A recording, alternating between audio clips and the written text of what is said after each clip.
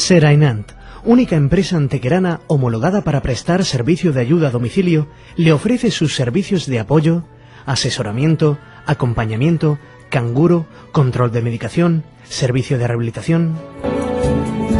Serainant le ofrece sus muchos años de experiencia y le atiende en Rodaljarros 8 Bajo. Teléfonos 95284 2789 y 652 91 6814.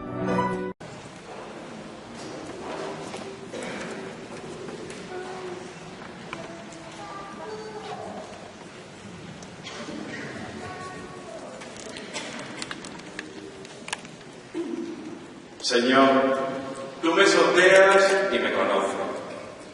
Me conoces cuando me siento o me levanto, distingues mi camino y mi descanso. Todas mis sendas te son familiares. No ha llegado la palabra a mi lengua y ya, Señor, te la sabes toda. Tanto saber me sobrepasa. Tú has creado mis entrañas, me has tejido en el seno materno. Te doy gracias porque son admirables tus obras.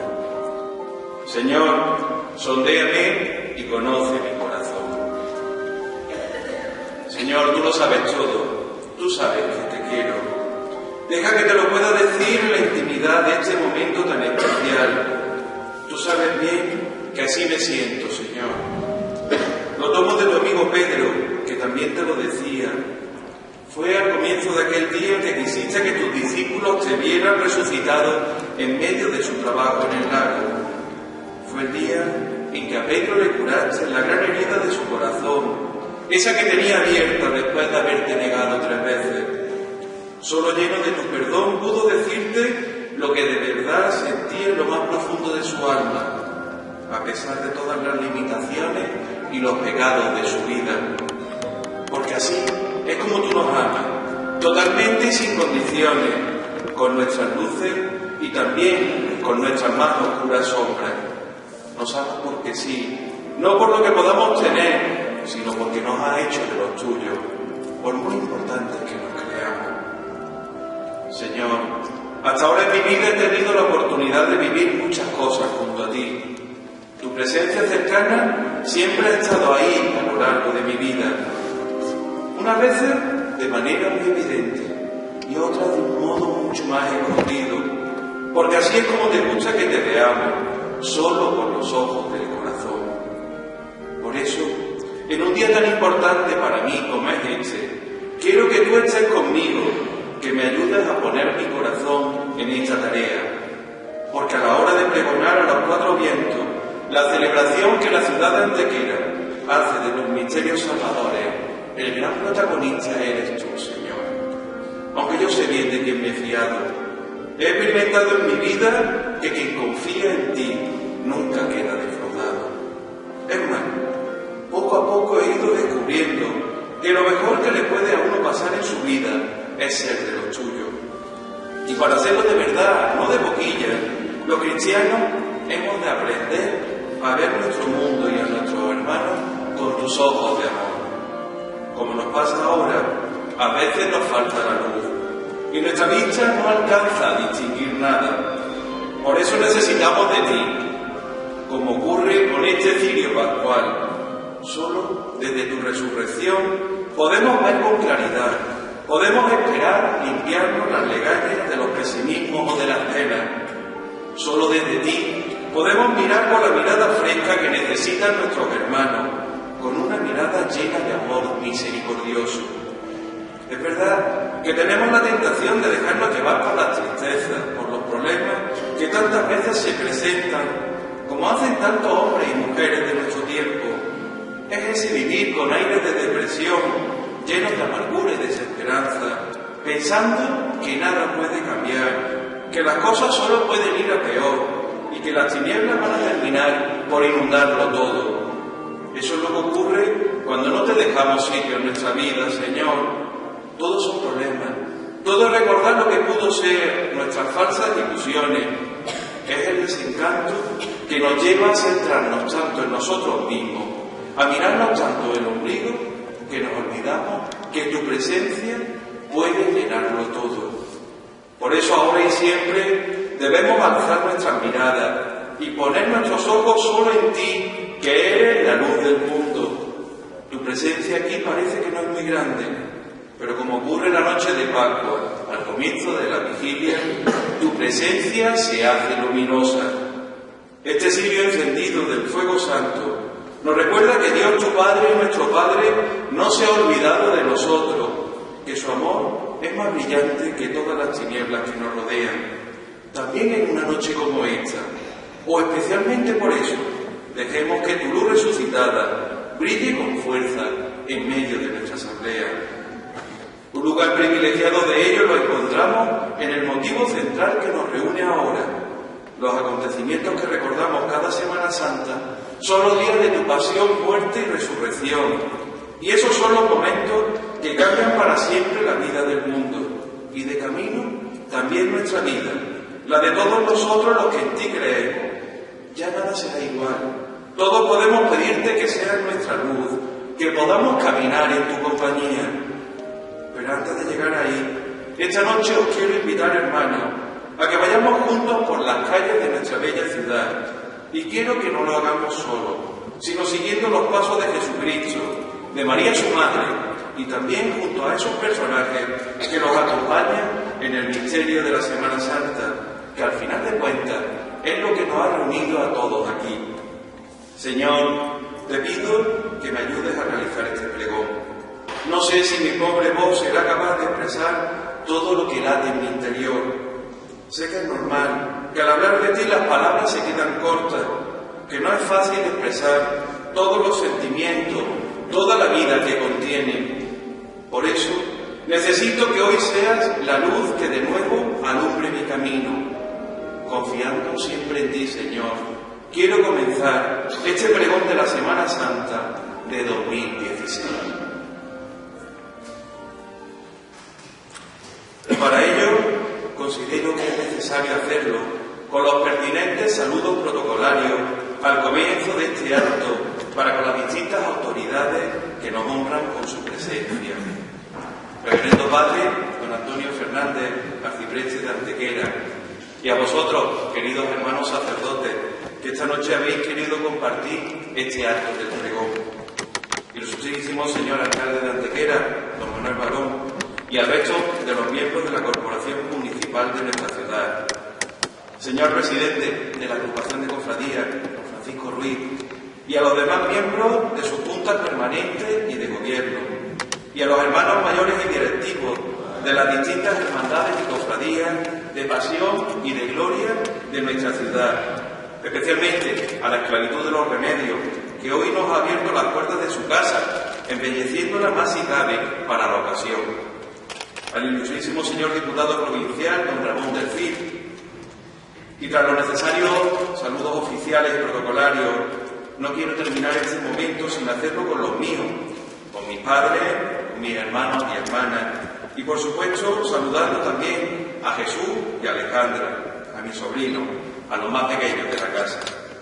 Gracias a vosotros y al resto de mi familia, mis tíos, mis primos, que también habéis querido venir a compartir conmigo este día. También es mucho necesario saludaros a todos y cada uno de vosotros, mis queridos paisanos, especialmente a los amigos de toda la vida que habéis querido sorprenderme y acompañarme en este día tan especial. Y cómo no, saludar a los hermanos y amigos venidos desde todos y los muy queridos lugares de la diócesis de Málaga, donde he tenido la alegría de servir a la Iglesia como cura. Gracias por el esfuerzo y el cariño que me mostráis al estar presentes aquí, en esta iglesia patronal de Nuestra Señora de los Remedios, para participar del pregón oficial de la Semana Santa de Antequera del año jubilar de la Misericordia de 2016. Que el Señor os lo pague a todos. Finalmente, no quiero cerrar estos saludos sin agradecer de corazón la generosa presentación a mi antecesor en este encargo, a don Manuel Díaz Ruiz. Palabras inmerecidas, hermano, porque uno solo ha tratado de ser en su vida un humilde servidor del Evangelio, que además tuvo la suerte de nacer en esta bendita tierra. Y en un día como hoy, la verdad, no puedo parar de dar gracias a Dios por ambas cosas. Manolo, muchas gracias por entregarme este testigo de ser el pregonero de la Semana Santa de Antequera.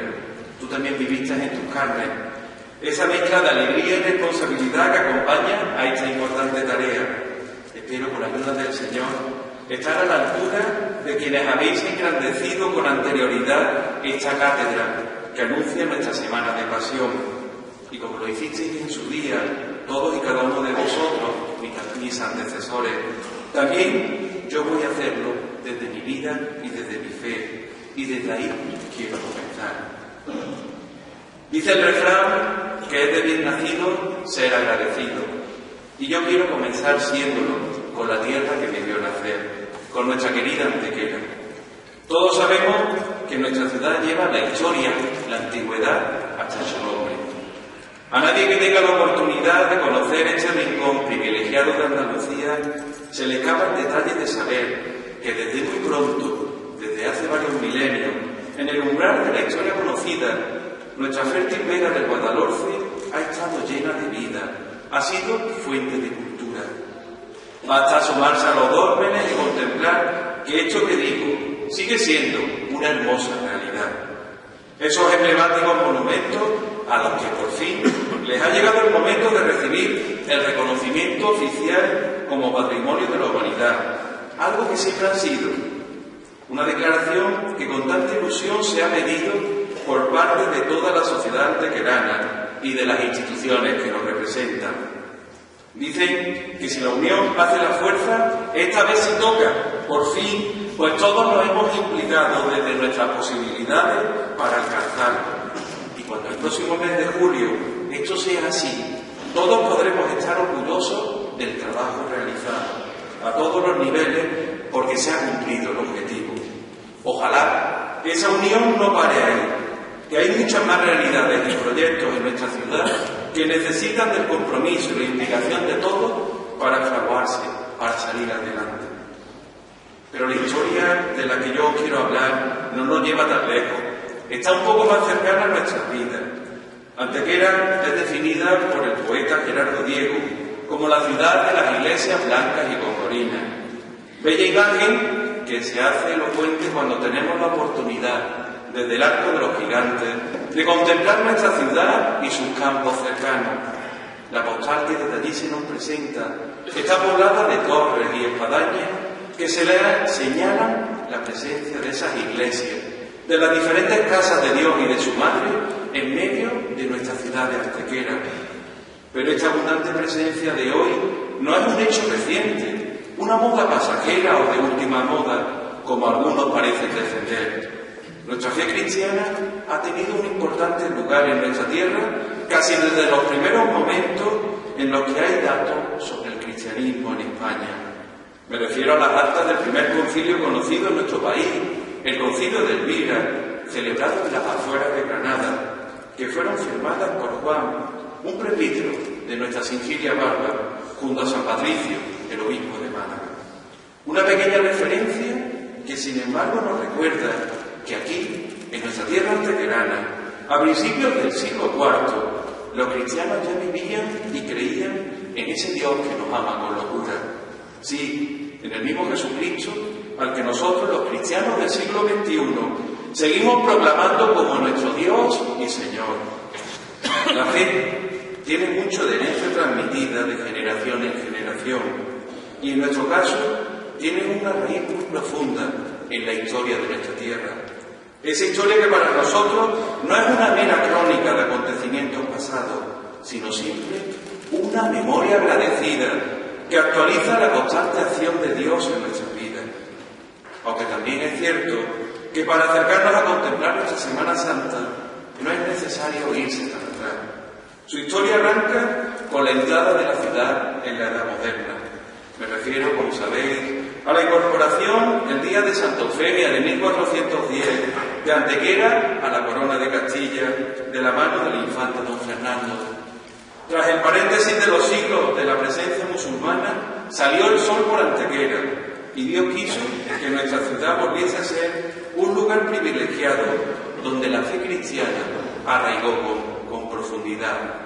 Han cambiado muchas las cosas desde esos primeros momentos, pero la ermita del Cerro de la Cruz y el Via Crucis, que hasta allí realiza cada 5 años nuestro Padre Jesús Nazareno de la Sangre, nos recuerdan dónde concluían las primeras estaciones de penitencia en nuestra ciudad.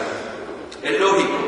Entonces se entendía que dar testimonio público de la fe implicaba vivir físicamente el camino del Calvario que Jesús había sufrido en su pasión, solo padeciendo en sus propias carnes ese dolor, como hacían los flagelantes, que entonces formaban parte de esa cofradía. Se creía que uno podía acercarse a hacer vida el amor más grande. Nuestra Semana Santa, gracias a Dios, es una de las grandes herencias de la fe de nuestros mayores, aunque ahora la vivamos de una manera diversa a como ellos lo hacían. Por eso, hoy sigue siendo una de las principales expresiones de fe de nuestra ciudad. Hay muchos elementos propios de estos días grandes. Basta con admirar el bello cartel anunciador de la Semana Mayor de este año, centrado en la figura elegante de ese campanillero de lujo, para ver que aquí la Semana Santa es una cosa diferente. Una de las grandes señas de identidad de la Semana Santa de Antequera es su rico patrimonio artístico que hemos recibido de los que nos precedieron. Las actuales juntas directivas de la cofradía son sus custodios, sus albaceas. Qué importante es vuestro trabajo por mantener, por poner en valor ese patrimonio. Además, haciéndolo casi siempre con mucho acierto. Ese es el camino. No podemos perder nuestro signo de identidad. No se trata de ser mejores o peores que nadie, pero sí de ser distintos, de potenciar todas esas particularidades que nuestra Semana Santa puede aportar a la celebración de la Pasión. Quien viene de fuera se maravilla ante la rica imaginería y ese patrimonio orfebre y textil que las hermandades y cofradías ponéis en la calle en estos días. ¿Cómo se sorprende cuando ven o viven una vega? Quien no conoce la importancia que el campo ha tenido y tiene en el día a día de nuestra ciudad, le cuesta trabajo comprender que el pan de cada día que pedimos en el Padre Nuestro, aquí en Antequera, se pida así a nuestras queridas imágenes. Sin embargo, junto a todo eso, hay un gran peligro: el que los árboles no nos dejen ver el bosque. Si con sinceridad nos lo preguntáramos, podíamos formularlo más o menos así: ¿de dónde nace todo esto? ¿Es algo que aparece sin más, de buenas a primeras? ¿O es que en Antequera hemos tenido la suerte de que los avatares de la historia hayan respetado el patrimonio más que en otros lugares? Puede que a estas preguntas así formuladas se las pueda responder más o menos sin mucho problema si recurrimos a los meros datos históricos. Pero eso no es una respuesta muy pobre, pues nos falta la base de la misma. Yo creo que la respuesta es que somos herederos de la fe de nuestros mayores, de muchas generaciones de antequeranos que con sencillez y mucho esfuerzo han sabido plasmar su amor a Dios a través de ese patrimonio que hemos heredado. Si no, pensar un momento en la rica imaginería de nuestra ciudad, que no es ni más ni menos que una hermosa expresión plástica de la fe. En las distintas imágenes del Señor, en los misterios de su pasión y en las distintas advocaciones de María su Madre, vemos plasmada la sed de eternidad que vive en el corazón del hombre, en el corazón de todos y cada uno de nosotros. Es una fe vivida que los artistas han sabido tallar con su cubia, una oración bellamente expresada en la madera que trabajaron con maestría. Sin una fe sencilla, a la vez que profunda, Diego de Vega, Miguel Márquez o el gran Andrés de Carvajal, entre otros, no hubieran podido transmitirnos esas imágenes que nos acercan al corazón de Dios, pues ese es el último sentido de todos sus trabajos. El esplendor de barroco que nos preside aquí en esta hermosa iglesia y del que nuestra ciudad es un ejemplo único, tiene en los tronos de las procesiones de Antequera los mejores ejemplos de los altares portátiles donde tienen su origen. Cuando hubo que llevar el Evangelio a la calle, a la vida de nuestros mayores, la fe se expresó en nuestras imágenes, para que todos pudiéramos conocer y vivir la pasión de Cristo y de su Madre, para que creciera su fe y de camino también creciera la nuestra. Porque todo esto no es un hermoso recuerdo, es mucho más actual de lo que pensamos. Basta señalar el luminoso ejemplo de nuestros dos paisanos, que han sido declarados beatos de la Iglesia en los últimos años. Como sabéis, me refiero a Madre Carmen del Niño Jesús y al rector del Seminario de Málaga, a don Enrique Vidurreta, dos personas santas que de una u otra manera supieron mostrar a todos que el amor no es un bello sentimiento, sino que ese amor de Dios era el verdadero sentido de sus vidas y también de sus obras, que aún perviven entre nosotros. Ellos son dos eslabones brillantes en esta gran cadena de la fe que ha llegado a nuestros días. De una fe que vivieron como la mayoría de nosotros, en esa clave que comienza en el amor a los sagrados titulares, como ocurre con Madre Carmen, quien se encomienda a la Virgen del Socorro a la hora de entregar su alma a Dios. Ellos nos muestran que ni la santidad ni la fe en Jesucristo es algo pasado de moda, sino que por el contrario es algo muy actual. Incluso me atrevería a decir, muy necesario para la vida de cada uno de nosotros. Aunque no podemos olvidar que no se comienza a ser cristiano por una decisión ética, por una gran idea o un bello sentimiento, sino por el encuentro con una persona con mayúscula, con Jesucristo, que da un nuevo horizonte a la vida, como nos decía el Papa Benedicto. Ese encuentro que solo se da en la Iglesia y al que de ninguna manera podemos renunciar si no queremos que nuestra identidad cristiana se vea en peligro o directamente se pierda. Y sin la fe en Cristo como Hijo de Dios, ya no tendríamos nada que celebrar en Semana Santa. Que este hecho no se nos olvide nunca. Porque es cierto que cuando pensamos en la Semana Santa, podemos quedarnos en la epidermis, en la superficie, pensar que solo es un sentimiento, un cúmulo de bellas sensaciones. Pensemos por un momento en los olores del incienso, de la cera, o en la dulzura del azahar que se abre en estos días, o en la peculiar belleza de los acompañamientos musicales, signo de identidad de esta fiesta en nuestra querida Andalucía.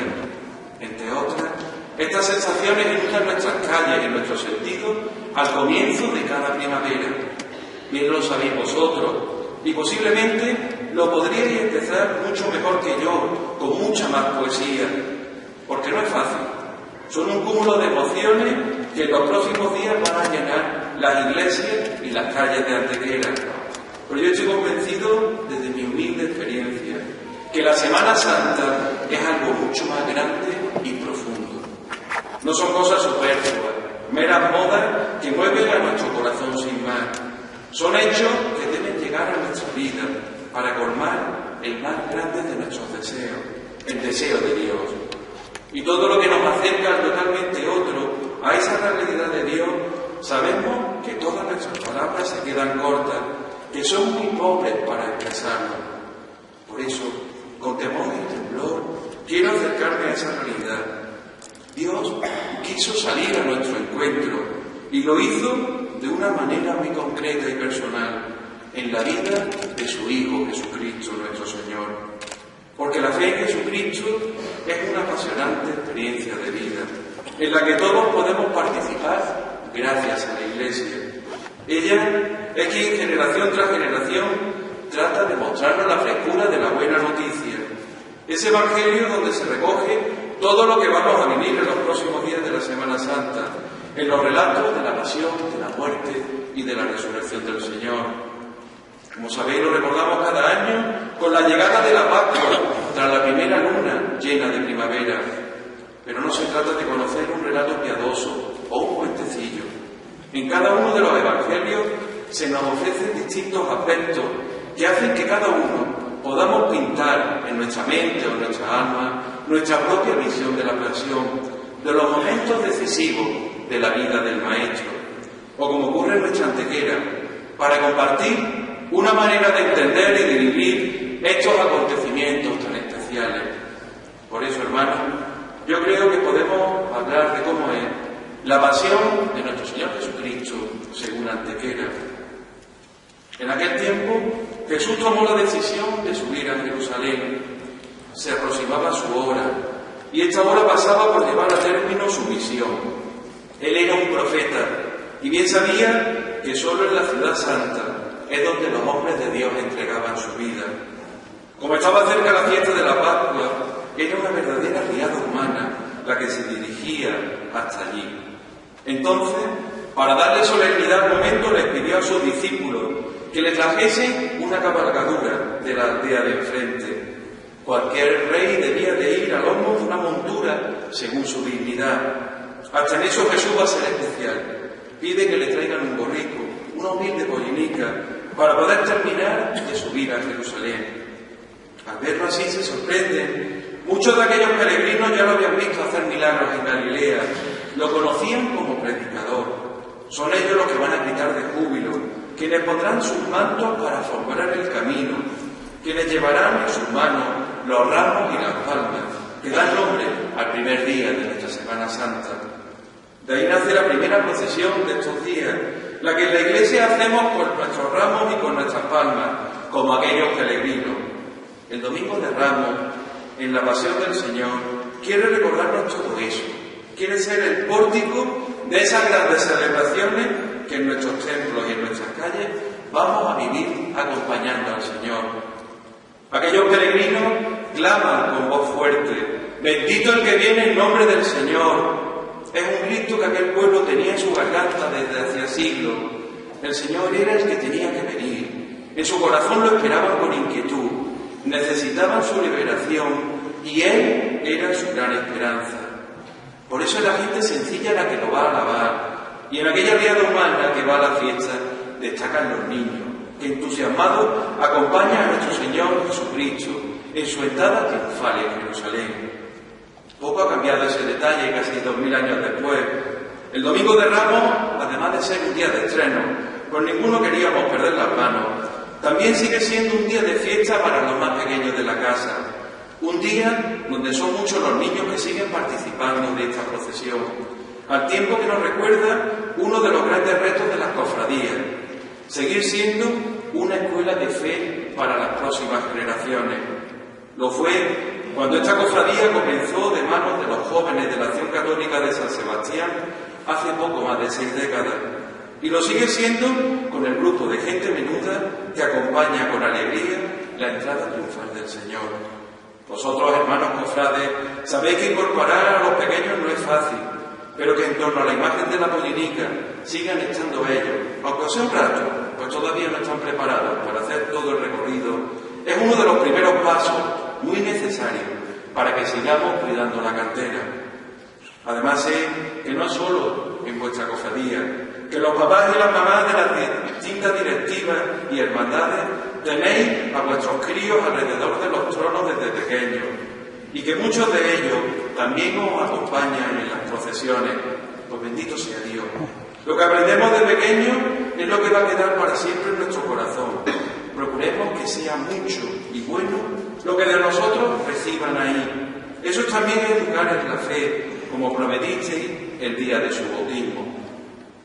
Pero volvamos a nuestro protagonista, al Señor y nuestra Semana Santa, que es lo que nos ocupa esta noche. Aunque no lo parezca, estos días decisivos de la Pasión no empiezan al final de la vida de Jesús. Fue una constante durante toda su vida, durante los años que estuvo predicando el reino de su Padre. Aunque yo quiero que nos fijemos en una escena concreta, en aquella en la que apenas siendo un adolescente subió a Jerusalén junto a sus padres. Para los niños judíos, cumplir 12 años equivalía a convertirse en miembro de pleno derecho del pueblo de Dios. Como adulto, asumía todas las obligaciones de un miembro de ese pueblo: sus rezos, sus ayunos, sus obligaciones para con los pobres y con las viudas. Como es normal, Jesús iba muy ilusionado, porque siempre había escuchado hablar de las maravillas del templo, del lugar donde Dios vivía en medio de su pueblo. Y ahora por fin iba a poder estar allí. Poco sabemos de la infancia de Jesús, pero este acontecimiento nos lo relata Lucas con toda clase de detalles. Incluso nos habla del mal rato de sus padres, al percatarse de que no vuelve a casa con ellos. ¿Por qué me buscabais? ¿No sabíais que tenía que estar en las cosas de mi padre? Con esa respuesta recibe a sus preocupados padres. José y María lo viven entre la natural inquietud de la pérdida de su hijo y la sorpresa de verlo como uno más en medio de los doctores. En nuestra ciudad, la fe nos ha unido ese pasaje también a la Pasión. Esa esas cosas de su Padre se representan con la cruz que sostiene en sus manos, la imagen del niño perdido. Esa cruz es la forma en que el artista nos muestra cómo es la vida de Jesús desde el principio. ¿Qué quiere enseñarnos? Cada vez que contemplamos su hermosa imagen apareciendo por la puerta de la Basílica de Santo Domingo, que su vida fue hacer siempre la voluntad de su Padre, ser fiel hasta la muerte. Frente a las normas y a las leyes de aquellos maestros judíos, Él nos muestra que la misericordia y el perdón de Dios llenan la tierra y también quieren llenar nuestras vidas. Jesús subió acompañado por sus padres y no me gustaría que nos olvidáramos ya desde ahora de la figura maternal de María. Jesús no era la primera vez que subía al templo. Al salir de la cuarentena, María fue a cumplir con la ley, a su purificación. Y es allí donde recibe un doloroso anuncio. La vida de aquel niño, de su hijo, no iba a ser un camino de rosas. El dolor y el sufrimiento lo iban a acompañar durante toda su vida. A su madre se le iban a clavar muchos puñales en su corazón, como entonces le anunció el anciano Simeón. Nuestras madres nos llevan 9 meses en su seno, pero toda su vida en su corazón, y mucho más en las dificultades y en los sufrimientos. Por eso, Madre de los Dolores, tus lágrimas nos hablan del sufrimiento de las madres por sus hijos. ¿Cuántas habrán buscado cobijo bajo tu manto en Belén? ¿Cuántas habrán llenado tu corazón de madre con ese hijo que no quiere salir de la droga, aunque su vida se esté yendo a la basura? O aquel que, aunque vale un potosí, sufre en sus carnes la pérdida del trabajo o la ruptura de su hogar, o viendo con dolor la grave enfermedad de ese pequeño al que parece que la vida se le escapa entre sus pequeñas manos. En tu paso, madre, santo y seña del estilo antequerano, vas sobre una esbelta peana. Alguno que no te conociera pensaría que lo hace para alejarte de esa realidad de dolor y de sufrimiento, pero no es así, no puede. Tu corazón va abierto por la herida de la dolorosa pérdida de tu Hijo Jesús y de los dolores y sufrimientos de todos tus hijos, y a ellos estás unida para siempre. Madre de los dolores, ruega por nosotros. La gran celebración de la Iglesia en la Semana Santa es la pasión, muerte y resurrección del Señor, como ya hemos dicho esta noche. Y esa celebración comienza en la liturgia cuando en la tarde del Jueves Santo nos sentamos en la mesa del Señor para participar de su última cena. Tomad y comed, esto es mi cuerpo. Tomad y bebed, este es el cáliz de mi sangre. Haced esto en memoria mía. Son las palabras y los gestos con los que el Señor quiso entregar su vida y quedarse para siempre entre nosotros. Desde aquel día, la Iglesia y los cristianos sabemos dónde podemos encontrar al Señor realmente presente, en el sacramento de la Eucaristía. Jesús se entrega alimentando nuestras vidas y nuestra fe con su cuerpo y con su sangre. Un cristiano no puede vivir sin la Eucaristía. Es el verdadero alimento de nuestro ser. Y no porque lo digamos los curas, que a veces hablamos más de la cuenta. Lo es porque así nos lo dice el propio Jesucristo. El que come mi carne y bebe mi sangre tiene la vida eterna, para continuar apostillando que yo lo resucitaré en el último día. Ni más ni menos que esa es su promesa. No es un mero capricho. No se trata de ir a la iglesia a echar un rato. En nuestra forma de vivir la Eucaristía nos estamos jugando a participar de la felicidad de Dios. Perdona que bebe un poquito de tiempo.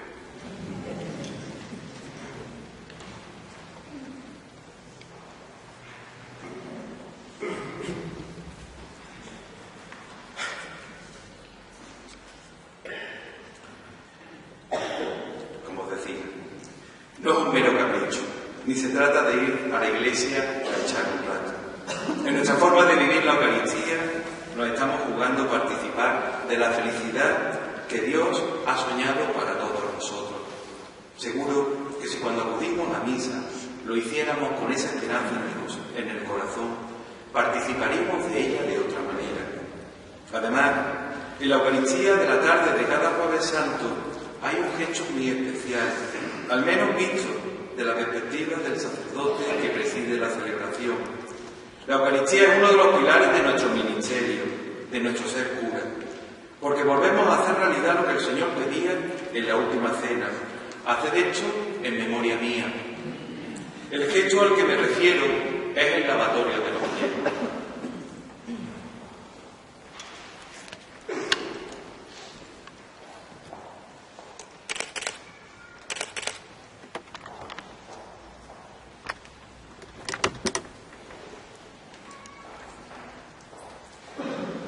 Aunque a veces pasa desapercibido, es una verdadera carga de profundidad en el corazón del pastor. Nos acerca al Maestro, nos invita a repetir sus gestos de amor. Jesús les había enseñado muchas cosas a sus discípulos y lo va a estar haciendo hasta el final. La penúltima lección es que el Maestro coge esta toalla y se pone a los pies de los discípulos para lavarlos. Eso era algo impensable. Eso solo lo hacían los esclavos cuando los amos volvían de la plaza. Este gesto tan sencillo y tan cotidiano, el tacto de una humilde toalla, es la antesala de la misión del sacerdote, el estar siempre a los pies de la gente.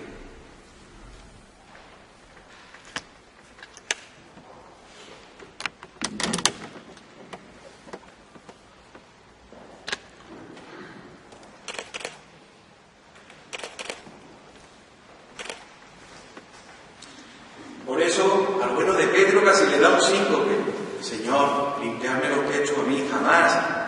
Posiblemente sea uno de los signos más fuertes del servicio al que los curas estamos llamados con nuestras comunidades, repitiendo el gesto del Señor. Por favor, pedid por nosotros, para que realicemos bien nuestra misión, que, creedme, en muchas ocasiones no es nada fácil. Además, si alguna vez os invitan a participar de ese lavatorio en la iglesia donde vais a misa, aceptadlo con alegría, disfrutad de ese momento que nos sienta a todos en el primer cenáculo, en esa última cena que sigue alimentando nuestras vidas, para que el Señor lave nuestros pies. Y mucho más ahora que el Papa Francisco ha normalizado por fin el que de este gesto puedan participar todos los fieles de la iglesia, no solo los hombres. Mucha importancia tiene la mujer en el día a día de la iglesia para que siempre parezca que os estamos dejando en segunda fila. A estas alturas de la película, en la iglesia de la misericordia, en la iglesia de Jesucristo, no solo no sobra nadie, sino que uno de los grandes retos que tenemos es ayudar a que todos podamos encontrar nuestro puesto en ella. Solo así podremos ser fieles al Señor para vivir y predicar el Evangelio. Aunque es cierto que las cofradías, gracias a Dios, habéis dado muchos pasos en esa dirección, la de dar su necesario puesto a las mujeres, aún queda mucho por hacer. Hay que seguir trabajando para que de verdad sea así en todos los ámbitos posibles. Ánimo con esa tarea. El Jueves Santo, finalmente, es el día del amor fraterno. Recordamos la entrega de Cristo por todos nosotros, sus hermanos. Yo os invitaría a no vaciarlo de contenido. Bien conocéis muchos de vosotros, amantes de la historia de la cofradía, que éstas nacen para cuidar y potenciar la caridad entre los hermanos de cada cofradía y con quien lo pudiera necesitar. Por eso me atrevería a decir que esa caridad es uno de los verdaderos sentidos que hacen florecer estas instituciones en su origen. Lo que ocurre es que la pobreza y los pobres, una realidad que parece que a los cristianos nos cuesta integrar en nuestra vida, y eso que los seguidores de Cristo nos jugamos muchísimo en este tema, ni más ni menos que ser fieles al Maestro, preocupándonos por nuestros hermanos que más lo necesitan. Es cierto que es una cuestión difícil de valorar en lo concreto, porque en muchas ocasiones no sabemos de la misa a la media, a la hora de valorar la pobreza y también la actividad sociocaritativa de la Iglesia en general y de las cofradías en particular. Pero he de confesar algo en esta noche. En los últimos meses, y a causa de este nombramiento, he seguido mucho más la vida y las actividades que desde cada cofradía realizáis. Es una de las ventajas que tiene Internet, esa red que nos acerca a la vida de nuestra ciudad, a todos los antequeranos que vivimos en la diáspora. Y al mismo tiempo, eso me ha hecho comprobar cierta infracción en la calidad de Facebook o en la calidad de Twitter. Cuidado, esa calidad de la foto no es la calidad cristiana. Empezamos la Cuaresma escuchando los delarios del Señor. Tú cuando des limosna, que no sepa tu mano izquierda lo que hace tu derecha. Así quedará en lo secreto, y tu Padre que ve en lo secreto te lo premiará.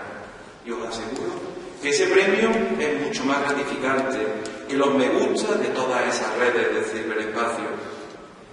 Otro de los frutos de la verdadera comunión, esa que nace de la mesa de la última cena, es la paz.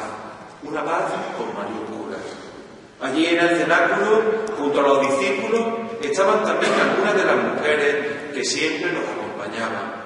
De todas ellas, brilla con luz propia María de Nazaret, su madre. Por eso permitidme situar junto a esa cena de amor, esa paz que tanto deseamos en nuestra vida, en la vida de todos los pueblos. Y quiero hacerlo de la mano de la bella imagen que pasea ese nombre por las calles de nuestra ciudad. Es obvio que me refiero a la Virgen de la Paz, que cada Viernes Santo lo hace desde su Basílica de Santo Domingo, como sagrada titular de la Cofradía de Abajo.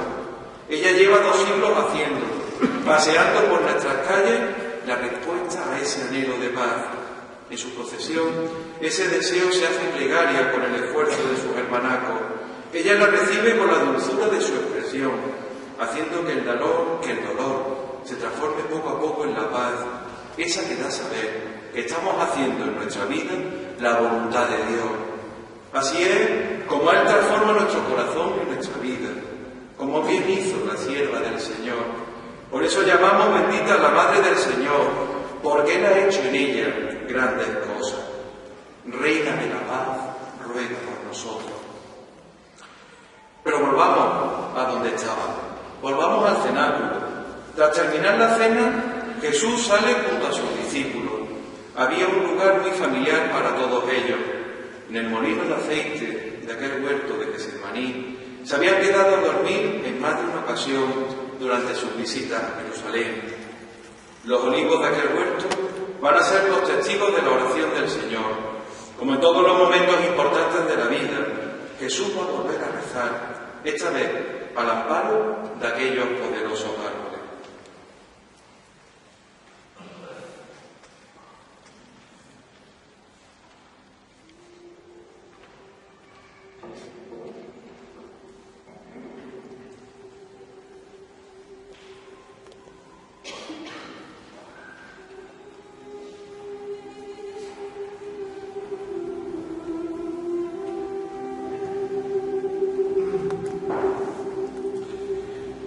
Aunque la oración de Jesús no es como la nuestra.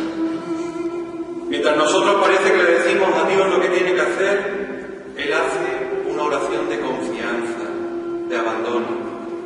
Nosotros pensamos aquello de que ¿quién mejor que yo voy a saber lo que me hace falta? Pues Dios, nuestro Padre, aunque nos parezca mentira. Y descubrirlo es una de las grandes tareas de nuestra vida.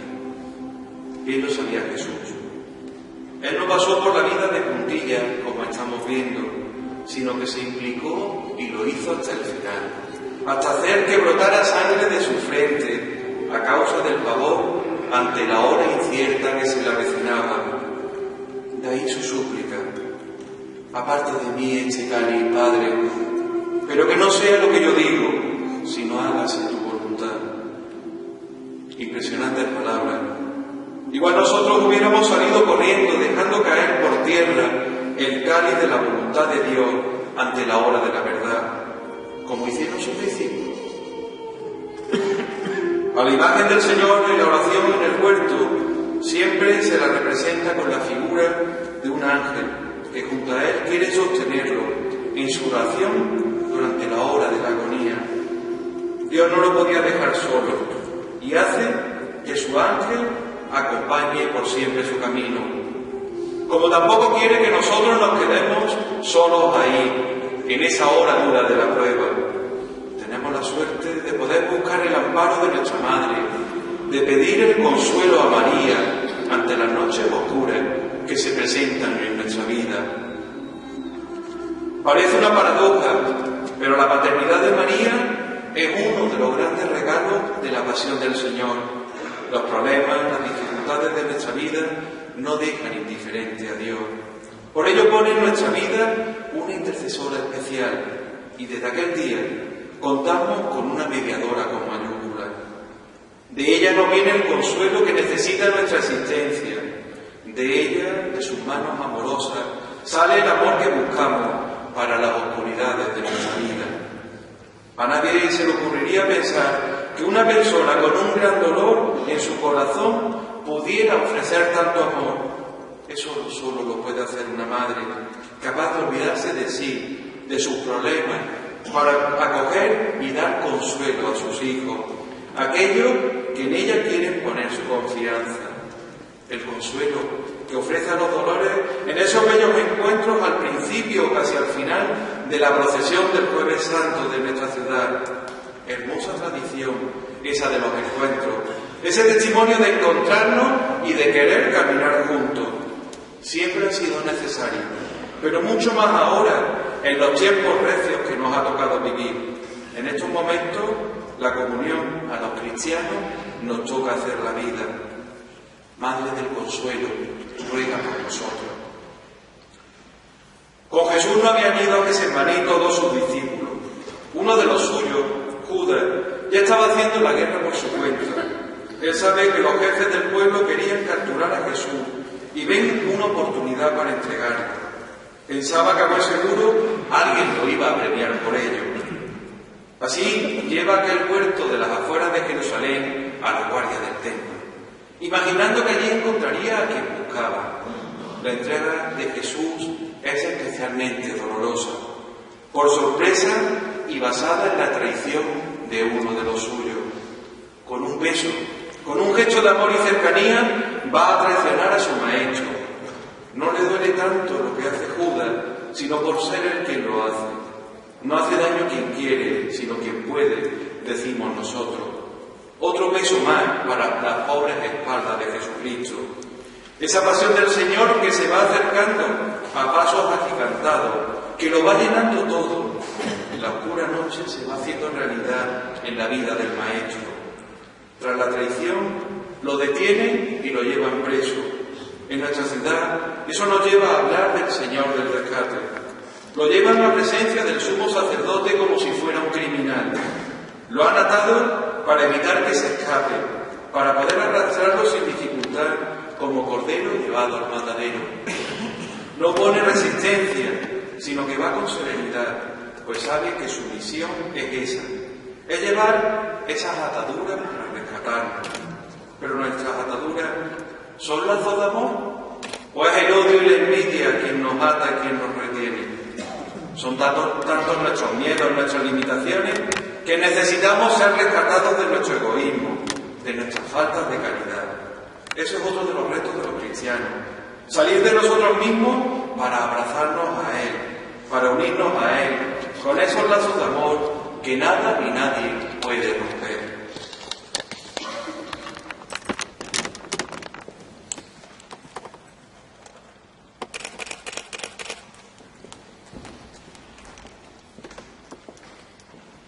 ¿Cuántas túnicas se atan con este cordón durante estos días? Solo 2 manos se atan para desatarnos a todos. Ser cristiano es compartir la vida de Cristo, y no solo en los momentos fáciles de la vida, sino especialmente en los que las dificultades llenan nuestra existencia. ¿Cuántos sabéis de ese rescate todos los devotos que se presentan ante ti para pedir tu ayuda cada primer viernes de marzo, Señor? O los que cada martes santo llenan las calles acompañándote en tu lento caminar, alumbrando tu recorrido desde la cruz blanca, Señor del Rescate. Aunque hoy yo quiero fijarme en otra parada, que esta querida imagen sufre en cada procesión. ¿A dónde llevan al Señor? Recuerdo que preguntaba, la primera vez que iba en esa muchedumbre alumbrando, al ver que de pronto la imagen abandonaba la procesión. Va a ver a un niño enfermo, a su amigo Manolo, y lo hacía siempre, aunque eso supusiera retrasar la marcha de la procesión. Ole por todos vosotros, que no solo nos planteasteis de dejar nunca de hacerlo, sino que al final hicisteis que toda la procesión se acercara a saludar al bueno de Manolo en su lecho del dolor. Él se fue ya para el cielo, pero seguro que cada martes santo él tiene un sitio de privilegio con tantos devotos del Señor del Rescate que están allí para no faltar a su día y saludar a su amigo un año más. Aunque también es cierto, los balcones del cielo no se ven vacíos en estos días, con personas muy queridas para todos nosotros. Ellos están disfrutando de la presencia del Señor y yo también creo que cuidando de vuestra tarea. Su lista hoy sería interminable, pero también es verdad que lo que aprendí de algunos de ellos está muy presente en estas páginas. Gracias, nos vemos algún día en la casa del Padre. Volvamos a Jerusalén de nuevo. Allí los hechos se van a precipitar aquella madrugada. Aunque parezca increíble, unas pocas de horas bastaron para acabar dramáticamente con la vida de Jesús. Por eso, las horas de aquella noche y de aquella mañana van a ser tan intensas. Del huerto pasamos a los juicios de Cristo, el judío y el romano, de cuya condena se nutre la iconografía de nuestra Semana Santa. La primera imagen que aparece ahí es la del Señor amarrado a la columna. Los azotes era el primer castigo a los que se sometía al preso según el proceso romano. Y aunque hoy nos dé escalofrío pensarlo siquiera, era un castigo de segunda. Era aquello de dar un pequeño correctivo a todos los delincuentes de poca monta. La serie de 39 latigazos, 40 menos 1, es como lo definía el derecho romano, eran capaces de destrozar a cualquiera, de hacerle confesar el delito que no había cometido. Pero así es como Roma sostenía su poder con mano militar.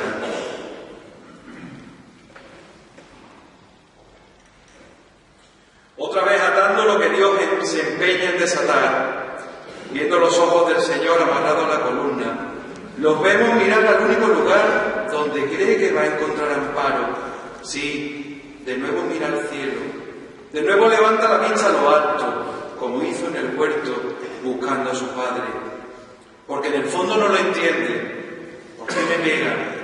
¿Qué he hecho yo para merecer esto? Son cuestiones que resuenan en su cabeza, mientras los verdugos siguen empleándose a fondo en destrozar su espalda. Pues le pegan por mi pecado y por el tuyo, por las veces que negamos a Dios en nuestro corazón y en nuestra vida diaria. Aunque lo que más le duele son las negaciones de sus discípulos, de entonces y de ahora. El verse abandonado por quienes tanto quería y tanto quiere en su corazón. Cuando terminan aquel suplicio, terminan liberando sus manos y cae por tierra.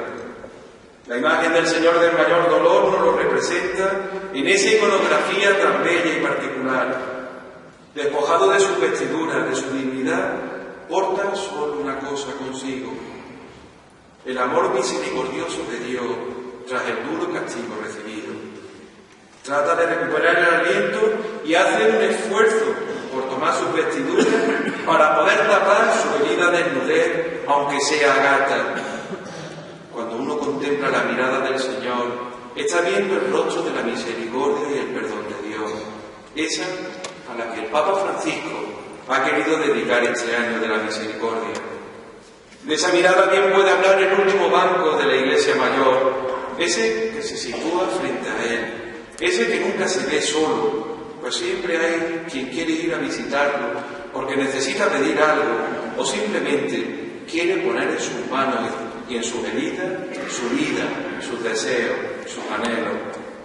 Andrés de Carvajal lo hizo nacer de su cubia pensando en el día de su entierro, ya que quería que las campanas de San Sebastián doblasen por él, como ocurría cuando moría un canónigo. Pero nadie podrá negar que supo hacer delante una oración de su alma. Con esa imagen, una de las que dan una impronta tan particular a nuestra rica imaginería. Señor, que tu mano no deje de estar extendida siempre hacia nosotros, pues lo necesitamos tanto. Necesitamos cogernos de tu mano para poder seguir adelante. Por eso, con humildad, un miércoles santo más tomaremos el Juan y el esparto para acompañarte, para llenar el centro de nuestra ciudad de silencio y penitencia. De pequeño recuerdo que me impresionaba el ver a esos penitentes, todos personas mayores. La seriedad se respiraba en el ambiente. Por gusto, uno no tomaba el portacirio para andar descalzo en las frías noches de la Semana Santa de nuestra tierra, acompañando al Señor. Tras aquel castigo, lo llevan de nuevo ante Pilato, de gritar el bendito el que viene en nombre del Señor. Durante la entrada en Jerusalén, la gente va a pasar a pedir a voces que lo crucifiquen ante aquel gobernador. Pilato estaba en Jerusalén por la fiesta de Pascua, y lo último que quería es que durante la fiesta hubiera algún problema. Esas cosas de los judíos y de su religión lo sacaban de sus casillas. Sí, ese Dios de quien Jesús se decía hijo y que él no entendía, aunque sabía que hacía de aquel pueblo unos soldados temerarios a la hora de defender lo suyo, pues sabían que eran el pueblo de Dios. Pues ese gobernador romano no pasó a la historia por sus méritos militares o de gobierno, sino por haber cometido el pecado de omisión más grande que la historia ha conocido: condenar a un inocente para quedarse tranquilo, para calmar a todas aquellas turbas vociferantes. Y es que ante la muerte que pide el populacho, Pilato se lavó las manos. Y eso lo ha hecho pasar a la historia con infamia. Lo malo es que como nadie carpienta en cabeza ajena, nosotros seguimos haciéndolo hoy ante tanto inocente que sufre injustamente. Nos lavamos las manos o miramos para otro lado, porque no son de los nuestros, porque si son pobres será culpa suya. Si su país está en guerra, algo habrán hecho. Sí, su gran culpa es haber nacido allí. Grave pecado este de la omisión, al que nos acostumbramos tanto que nos puede sorprender que alguien nos llame responsable de lo que le ocurre a estos hermanos. Por eso, yo quiero pedir con urgencia piedad para esos hermanos y también para todos nosotros, porque todos estamos necesitados de ella, Madre. Estar cerca en el sufrimiento como tú haces es lo que nos hace humanos y es lo que nos permite compartir este barro del hombre que el pecado dañó y que tu Hijo amado redimió en el altar de la cruz. Madre de la piedad, nuestras súplicas, como las saetas que brotan cada martes santo en la cruz blanca, son los gritos de nuestro corazón que quiere llegar al tuyo. No es difícil mover tus sentimientos de amor, pero necesitamos sentirnos queridos por ti, para así mostrarla a todos los hermanos. Solo quien ha aprendido a amar es capaz de transmitir amor. Y en el cristiano, ese amor está siempre lleno de piedad y de perdón. Nos dice San Juan que tanto amó Dios al mundo que entregó a su Hijo. Yo humildemente añadiría que tanto nos amó ese Hijo que quiso darnos a su Madre para que su piedad llenara nuestras vidas. Madre de la piedad, ruega por nosotros. Pero en el juicio de Jesús no encontramos esa piedad. La condena fue decretada y ejecutada con una inusitada rapidez. Y no solo para Jesús, sino también para Dimas y Gesta, dos ladrones que hacía semanas que esperaban en la cárcel el cumplimiento de su condena. Los tres reos, con la comitiva, salen camino del Calvario. Es lo que llamamos y rezamos en el Via Crucis, el camino de Cristo por la cruz. Jesucristo es cargado con su cruz porque así lo mandaba el derecho romano. El prisionero debía portar la cruz hasta el lugar del suplicio, hasta donde se ejecutaba la condena. Así, la imagen del dulce nombre de Jesús Nazareno nos representa magníficamente esta escena. Jesús con su cruz a cuestas camino del Calvario.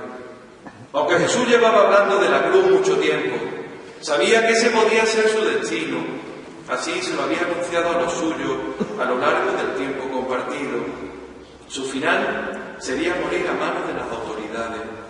Pero como casi siempre va más allá, su invitación es clara. El que quiera seguirme, que tome su cruz y siga mi paso. Ese es el camino del seguimiento del cristiano. Aunque la tentación sea fuerte, no podemos caer en ella para dejarla de lado. Ese llevar nuestra cruz es lo que nos fortalece, lo que hace que nuestra vida siga adelante a pesar de las dificultades. Lo hace el dulce nombre sobre sus hombros y sus hermanacos y todos los hermanacos de nuestra Semana Santa. El Señor nos enseña el camino, nos dice con su vida y con su entrega que el camino del cielo pasa por ahí. Hermano, sin cruz no hay gloria. El esfuerzo sobrehumano se va dejando sentir en el rostro del Nazareno de la sangre. En él se da la unión de la tradición más señera de nuestra Semana Santa, como nos manifiesta su ir bajo palio en la procesión de cada lunes santo, con la juventud de los estudiantes, que siguen creciendo no en edad, no solo en edad, sino también en seriedad, con el paso de los años, durante su estación de penitencia. Modas pasadas reservaron el procesionar bajo palio a las imágenes de la Santísima Virgen, aunque esta imagen del Nazareno, junto a la de nuestro patrón, al Señor de la Salud y de las Aguas, son testimonios vivos de esa época anterior, donde también los palios protegían las imágenes del Señor de los aguaceros del agitado comienzo de la primavera, uno de esos males menores que tan presentes están en la Semana Santa. Esta querida imagen cambia la orientación tradicional de la cruz, anticipando el palo vertical de la misma. Parece cuando lo contemplamos que la cruz llega antes de que llegue la esbelta figura del Nazareno. La ofrece a quien quiera recibirla. La ofrece en su lento camino del Calvario. La ofrece en su angosto y cadencioso paso por la calle Durane, cuando de vuelta a su convento franciscano nos va señalando a todos por dónde se llega al final. Pero las fuerzas faltan y el peso de la cruz tira por tierra a Jesús.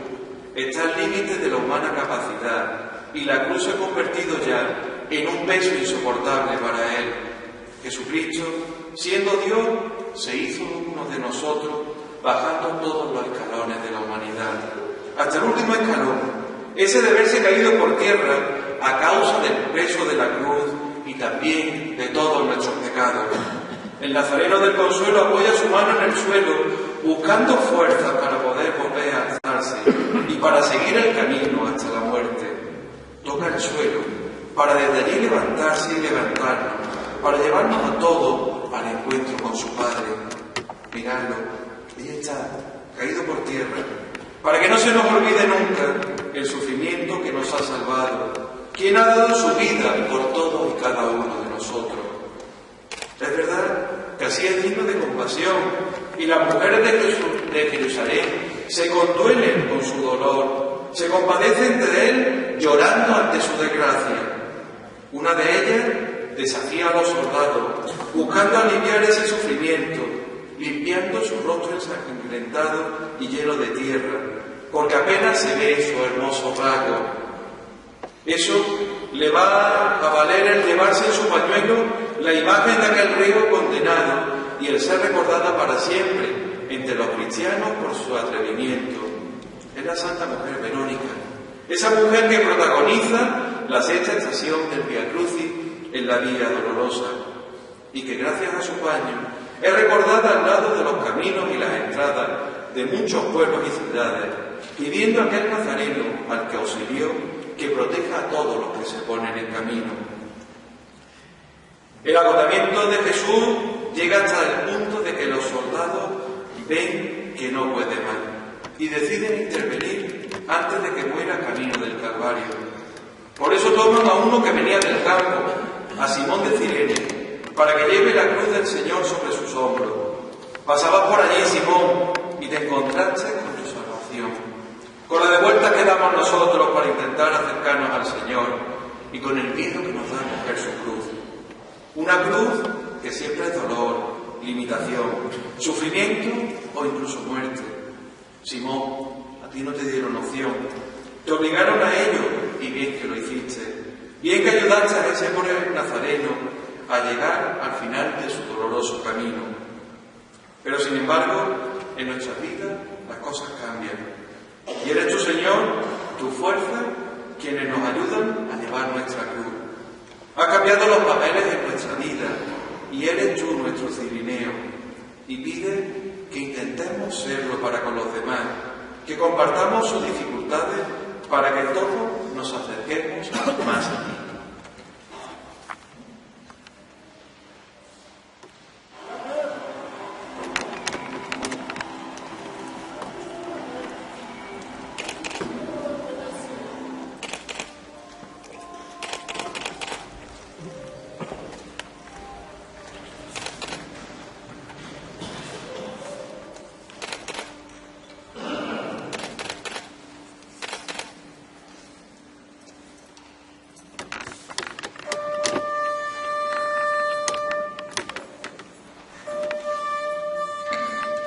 Esas dos escenas, la Verónica y el Cirineo, las vemos en tu trono, Jesús Nazareno, iluminando nuestra vivencia de la pasión.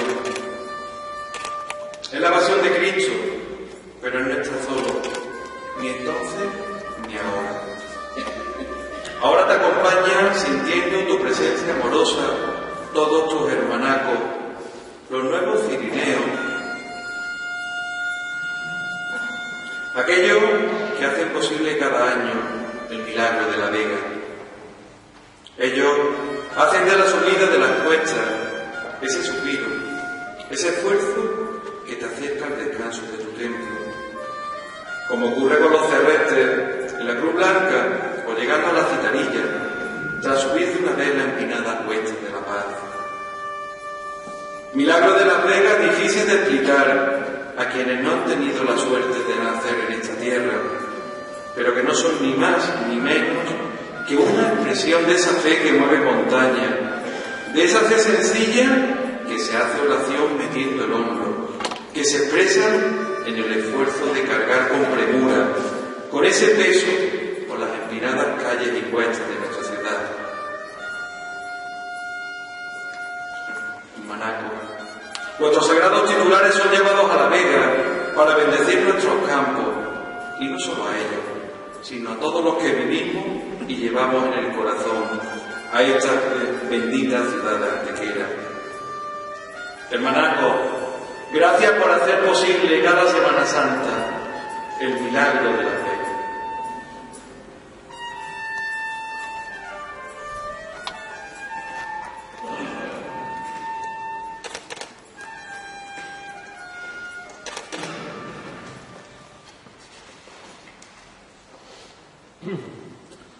El nazareno de arriba llega tras esa vega buscando su iglesia en el Portichuelo, en la plaza donde Antequera, mirando su sierra del Torcal, abre de par en par sus puertas al cielo.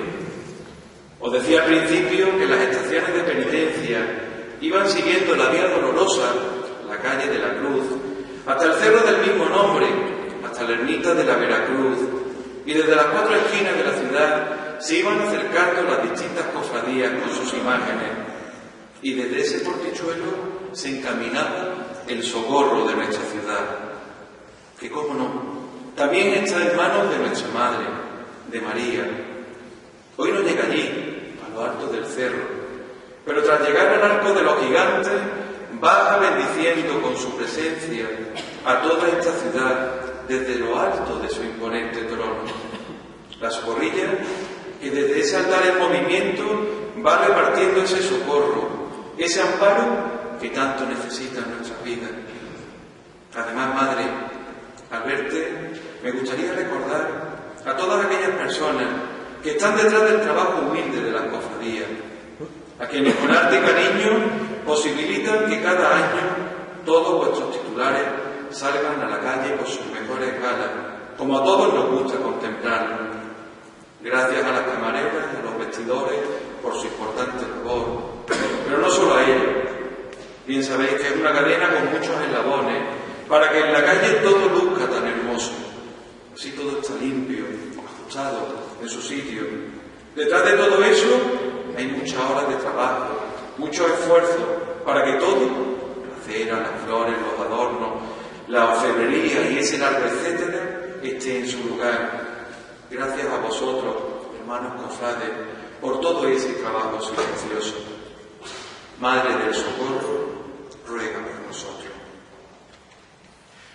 Todo este preámbulo, este Vía Crucis tenía un destino, el Calvario, el lugar de la carabela, Cuando llegan allí, los soldados van a preparar el trono de nuestro rey, porque al final eso es la cruz. No es un símbolo, no es un adorno para que lo portemos en nuestros cuellos o que decore nuestras iglesias. Es el lugar donde el Señor se alzó sobre todo el mundo para reinar. A eso del mediodía nos dicen los evangelios que llega al culmen el drama de la pasión. El sol está en todo lo alto cuando va a culminar el drama que estamos contemplando. Aquellos romanos, profesionales de la milicia, realizan sin compasión su trabajo. Antes de profundizar en ese drama del Calvario, dejadme señalar brevemente otra de las particularidades de nuestra Semana Santa. El trono insignia de la cofradía de arriba no es una imagen, no es un paso del misterio de la pasión, sino la Santa Cruz en Jerusalén, el escudo de los franciscanos de Tierra Santa. San Francisco recorrió las 3 grandes peregrinaciones de la cristiandad de su tiempo. Fue a Santiago hace 800 años, a la ciudad eterna, Roma, y también a Tierra Santa. Ese ir a la tierra que contemplaron la vida de Cristo unió para siempre a los franciscanos con ellos, los hizo su custodio. Esa custodia franciscana de Tierra Santa quiso tener presente la pasión del Señor, incluso en su emblema. Así lo quieren representar alegóricamente las 5 llagas del cuerpo crucificado de Cristo, en las 5 cruces que configuran este peculiar y seráfica representación de la pasión del Señor.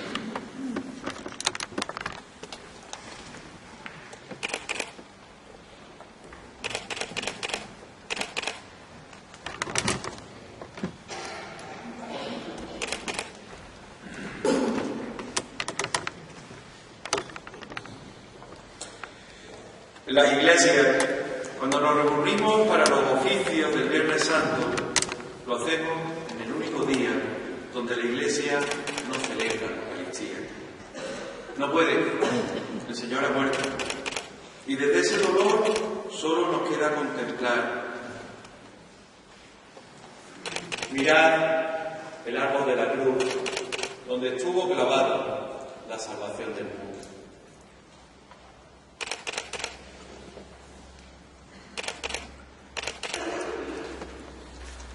Como sabéis, esa limitación que el sacerdote va haciendo al descubrir la cruz para su adoración. Y esa limitación que también yo quiero hacer ahora.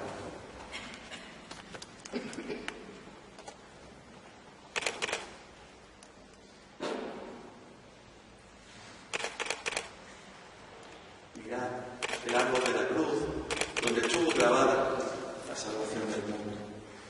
Sí, aquí está la cruz, aquí se presenta este instrumento de tortura que a todos nosotros nos dio la salvación.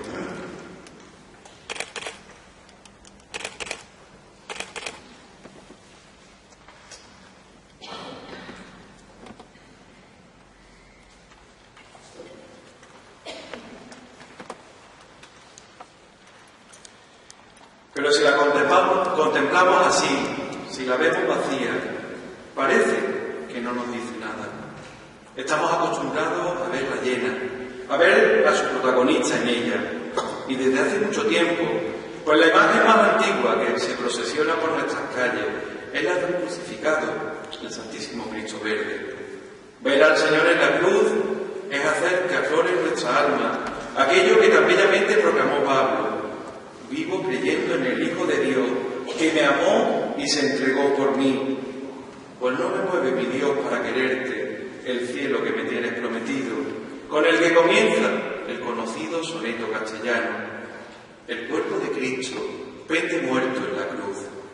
Allí se muestra porque no hay amor más grande. Nadie nos ha querido tanto como Él. Nadie lo ha dado todo, incluso la propia vida. Y lo hace por ti, por mí, por todos los que formamos parte de la gran familia de la humanidad. Todos vivimos unidos a ese amor crucificado. San Juan Evangelista, uno de los pocos testigos del drama del Calvario, nos lo recoge en un pasaje entrañable. Antes de morir dice Jesús: mujer, ahí tienes a tu hijo. Hijo, Juan recibió a María y ella nos recibió a todos nosotros, los cristianos, en sus brazos amorosos. María, la de la verdadera cruz. María de la vera cruz. Desde aquel momento nuestras súplicas, nuestros dolores y sufrimientos tienen quien los entienda, quien los haga suyo, quien se los presente al propio Dios. Allí, la mujer fuerte al pie de la vera cruz es donde nace su maternidad universal, en el dolor de la muerte de su Hijo. Esa espada que nunca dejó el corazón de María y que desde entonces, con los sufrimientos, con la injusta muerte de su Hijo inocente, sigue golpeándola. Yo cada vez estoy más convencido de que a nuestra generación Dios le va a pedir cuenta del llanto silencioso de los niños a los que el aborto les impide nacer, a los que entre todos les negamos el mayor de los derechos, el derecho a la vida. Madre, que no olvidemos esas pequeñas cruces, que nuestro corazón no siga indiferente ante el dolor de los inocentes. Santa María de la Vera Cruz, ruega por nosotros. En el año santo de la misericordia, ese amor intenso de Dios da nombre al Santísimo Cristo, que muerto en la cruz va ofreciendo su testimonio de amor y perdón con sus brazos abiertos de par en par, como su gran ofrenda de amor. Él lleva ese nombre para mostrarnos de una manera profunda y clara de qué hablamos cuando nos referimos a la misericordia. Hablar de perdón es muy fácil, pues las palabras se las lleva el viento. Vivirlo en profundidad es mucho más complicado. Y lo hacen hasta con aquellos que lo han llevado a la cruz. Padre, perdónalos porque no saben lo que hacen. En ese perdón de Jesús a sus enemigos, Dios Padre perdona a toda la humanidad pecadora. Después de su muerte en la cruz, ya nada quedará fuera del paraguas del perdón. También nosotros necesitamos de esa muerte sanadora. Gracias, Señor, por tu gran amor. Déjanos, por lo menos desde lejos, acompañarte y nunca olvidar que por nosotros tú has sido clavado en esa cruz. Déjanos sentir, Señor, tu redención, porque tu herida nos ha curado. Y aún nos queda por contemplar otra imagen de los crucificados en nuestra Semana Mayor. Me refiero a la impresionante talla del Santísimo Cristo de la Buena Muerte y de la Paz. Sí, esa figura de Cristo presentado en la cruz con tan gran belleza estética. Es el hombre humanamente perfecto, según los cánones estéticos de la Contrarreforma de Trento, que fue fuente del barroco y de gran parte de nuestra imaginería procesional. Hermosa representación de una dura realidad. Frente a esta cruz, la cruz de Cristo, debemos tratar de encontrar sentido a todo. Él había entregado su vida por todos nosotros, especialmente por los más débiles. A ellos había consagrado su vida y ahora le tocó a él experimentar el dolor y la muerte. Es el grano de trigo que reventó en la tierra para que de su muerte pudiera brotar vida. Sí, esa que llega hasta nosotros y que da sentido a nuestra existencia. Sin él, sin su sacrificio, sería inútil esperar. Cualquier sufrimiento sería insoportable y caeríamos para siempre en la desesperación. Su muerte fue una entrega para darnos vida o para darnos una buena muerte. Pero realmente, ¿existe la buena muerte? Nuestra sociedad parece pedirla a gritos a través de lo que denomina eutanasia. Nuestra sociedad quiere crear la vida y eliminarla cuando nos molesta, cuando parece que ya no tiene suficiente calidad. Ay, Señor, Señor, qué pocas luces tenemos. Siempre jugando a ser dioses, decidiendo quién puede vivir o quién es mejor que ya deje de hacerlo. Ese es el alto precio que pagamos cuando sacamos a Dios de nuestra vida cotidiana. Ser cristiano es querer vivir como Cristo. Llevarlo cada día en el corazón, como en las procesiones, lo llevamos sobre nuestros hombros. Que no nos olvidemos nunca de ello, por favor. Esta noche os he recordado aquello que decía el propio Jesús, que no hay amor más grande que dar la vida por los amigos, como dice, y que no hay dolor más grande que el de la madre que ve morir a su hijo injustamente en la plenitud de la vida.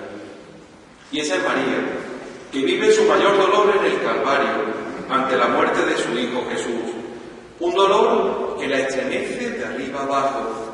Así la vemos intentando sujetar con sus manos ese dolor que sacude su corazón y su alma.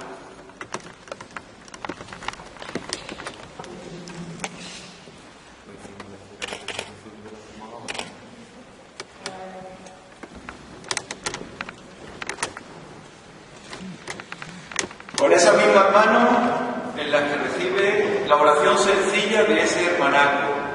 Sí, va en su varal, en la cola del trono, arropado por el manto, porque nunca le ha gustado hacerse notar ni que lo vean. Él no viene a la procesión a lucirse, sino a seguir agradeciendo a la Virgen ese favor recibido hace tantos años, cuando los médicos desahuciaron a su hijo pequeño. No era una persona muy creyente, pero en su desesperación entró en la primera iglesia que encontró abierta. No sabía por qué, pero lo necesitaba. Era San Sebastián, y allí se encontró con ella y con su mayor dolor. Le pidió con fe por su hijo, pues humanamente se resistía a perderlo. Pero al volver al hospital, todo había cambiado. Desde entonces, en silencio y con su esfuerzo, la va acompañando cada miércoles santo en la procesión. Solo María y esta almohadilla son testigos de su oración, porque sabe bien en quién ha puesto su confianza, porque nadie entiende de dolores y sufrimientos como ella. Madre del mayor dolor, ruega por nosotros.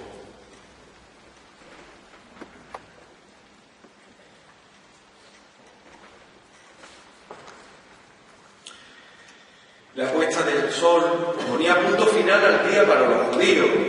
Por eso, tras conocer que Jesús ha muerto, los pocos amigos importantes que le quedaban al Nazareno fueron corriendo a ver a Pilato para pedir su cuerpo y así poder enterrarlo según sus costumbres. Eran dos miembros del Sanedrín, José de Arimatea y Nicodemo.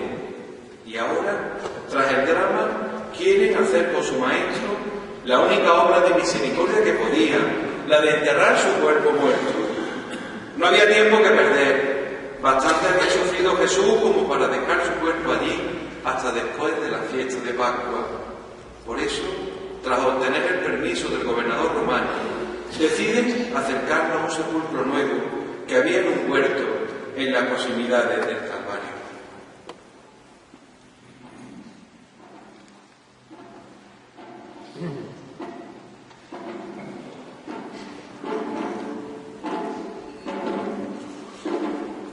Hoy se continúa viviendo esa dura experiencia. Seguimos bajando de la cruz a Cristo para llevarlo a descansar a su sepulcro. Un tambor ronco suena en el barrio del Carmen, anunciando a nuestra ciudad que el drama ha llegado a su fin. Sus vecinos, como nuevos José y Nicodemo, toman el cuerpo del Señor muerto para llevarlo a descansar en paz. Es la más dolorosa procesión. El silencio apenas rompe en la noche que lo contempla. Lo llevan a su último descanso tras el sufrimiento de la ejecución. Tras eso, María se queda en su soledad, con su dolor, con su silencio, con su recuerdo. Eso que toda su vida había guardado en su corazón. Incluso ahora siente allí una leve esperanza de que todo hubiera sido un mal sueño, una locura a la que ni ella quería dar cabida con tanto dolor.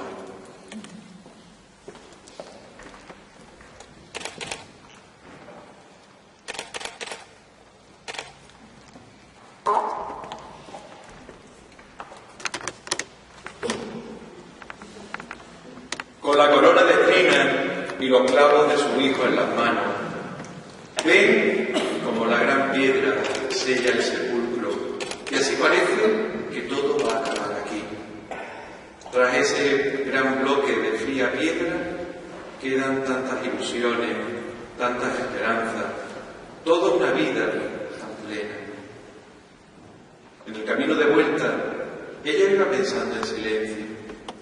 Qué dura es la vuelta a casa tras una decepción así. Ni siquiera hemos podido enterrarlo en condiciones. La noche no nos ha dejado. Aunque además, ninguno de los que estábamos allí teníamos fuerzas para hacerlo, para ungir su cuerpo muerto tras tanto sufrimiento.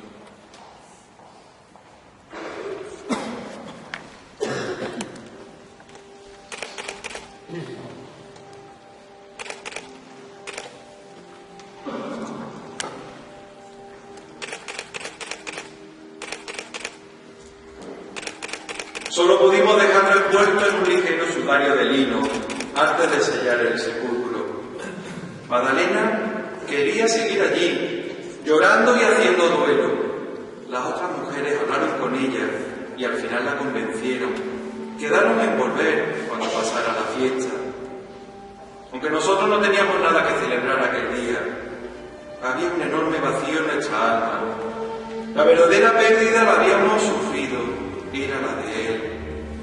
A su muerte solo podíamos añadir las lágrimas, pues ya ni eso, ya no quedaban ni lágrimas por derramar tras tantas horas de dolor. A mí, las pocas que me quedaban, las derramé al pie de la cruz cuando pude abrazar su cuerpo muerto por última vez, como cuando era pequeño. Entonces a sus lágrimas ante cualquier caída jugando, yo siempre le respondía achuchándolo con fuerza, tiernamente, con todo mi cariño, buscando sanar sus pequeñas heridas, el poder dar amparos o de consuelo. Pero no, esta vez no podría ser así. Le han arrancado la vida, esa que se le ha ido escapando por todas las heridas de su cuerpo. Ahora miro una y otra vez los grandes clavos, la corona manchada con su sangre, y me duele en el alma el imaginar el dolor de mi querido hijo. Por eso, aunque estoy acompañada por los discípulos, me siento en la más profunda soledad. Bello nombre para expresar la amargura más profunda de mi alma. Esa es la que yo siento cuando me llevan detrás de mi hijo cada Viernes Santo. Mi corazón no sabe si volver a casa o salir a los montes a gritar el dolor que llena mi alma. Pero como en tantas ocasiones y dolores, guardo todas estas cosas en mi corazón. Días duros, de profundas oscuridades. Toda la vida de mi hijo pasó por delante mía. Ante tanto dolor, la Iglesia acompaña la soledad de María durante todo ese día de sábado. Es como Juan, el evangelista, junto a la Madre del Señor. La Iglesia el Sábado Santo no es más que este folio en blanco, esperando que la mano del Señor lo saque de la soledad de estar sin Él, porque ahí toda palabra sobra. Madre de la soledad, ruega por nosotros. Solo la llegada de la Noche Santa de Pascua cambiará nuestro luto en danza. Aquel día comenzó bien temprano, incluso antes del alba, porque la noche fue el único testigo del mayor acontecimiento de la historia. ¿Por qué? Porque la resurrección de Cristo es un hecho que va más allá de la historia para situarse en el campo de la fe. Un hecho que o nos creemos o no somos cristianos. La Iglesia conmemora este acontecimiento singular con la celebración más importante de nuestra vida cristiana. Estamos hablando de la solemne vigilia pascual. Pocas veces nos reunimos en medio de la noche en nuestros templos, y cuando lo hacemos es porque la ocasión lo merece. Esta es la Noche Santa de la Pascua, en la que el Señor pasa por la historia para mostrarnos que la vida y el amor son más fuertes que la pena y el dolor. Una noche para pasarla en vela, rezando y cantando en honor del Señor, para ver cómo la historia de amor de Dios con la humanidad, que comenzó hace mucho tiempo, se sigue renovando generación tras generación.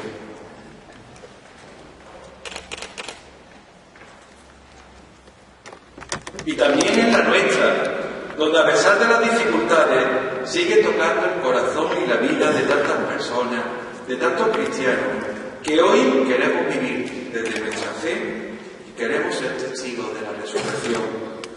Es una noche con una liturgia muy rica, donde destaca la gran invitación a renovar el día más importante de nuestra vida cristiana, el día de nuestro bautismo. Es hacer que la vida de nuestra fe siga brillando con fuerza tras encenderla, como acabamos de hacer en el cirio pascual. Porque si nos unimos a Él en una muerte como la suya, también compartiremos con Él la resurrección.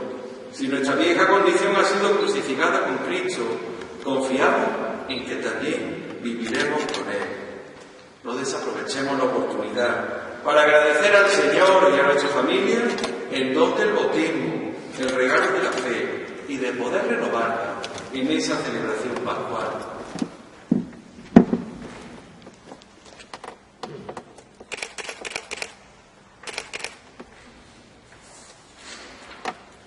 Así llegamos al espectáculo de la luminosa mañana, el primer día de la semana. Es curioso que el Evangelio nos presenta aquella mañana a una protagonista a la que habíamos visto llorar desconsoladamente ante la muerte del Maestro. Me refiero a María Magdalena. En su corazón, el amor por Él sigue latiendo con fuerza. Hoy diríamos que aún está en estado de shock, provocado por la muerte de Jesús. De esa manera, y casi sin dormir, muy temprano, se va camino del sepulcro para ungir lo que había quedado pendiente tras su muerte. Quiere terminar de ungir el cuerpo de su Señor para que por fin pueda descansar en paz. Ella va a ser la primera testigo de la resurrección, la que va a decir a sus discípulos lo que ha ocurrido, invitándolos a que se pongan las pilas, a que salgan al encuentro del Maestro resucitado. Como ocurre con estas noticias, poco a poco va inundándolo todo. No existieron los medios que hoy tenemos, pero el boca a boca propagó rápidamente la noticia, aunque en principio no tuvo mucho éxito, pues nadie terminaba de creer a María. Somos muy racionales y la lógica marca nuestra vida. ¿Cómo va a estar vivo quien nosotros hemos visto morir? Es la aparición de Cristo resucitado lo que cambia la vida de aquel grupo de hombres. Ellos habían querido tirar la toalla tras ver morir a su Maestro, y lo peor, tras haberlo abandonado, tras haberlo dejado solo, cuando más falta le hacía durante su pasión. Qué malos son los miedos, que nos paralizan, que nos impiden hacer lo que es justo y necesario. Por todo ese grupo de cobardes, que son nuestros apóstoles, la columna de nuestra Iglesia. ¿Pero qué ha cambiado entonces? Ni más ni menos que la resurrección de Jesucristo. Esa sí que es la más bella flor de nuestra primavera, la vida que rompe con fuerza en esa mañana.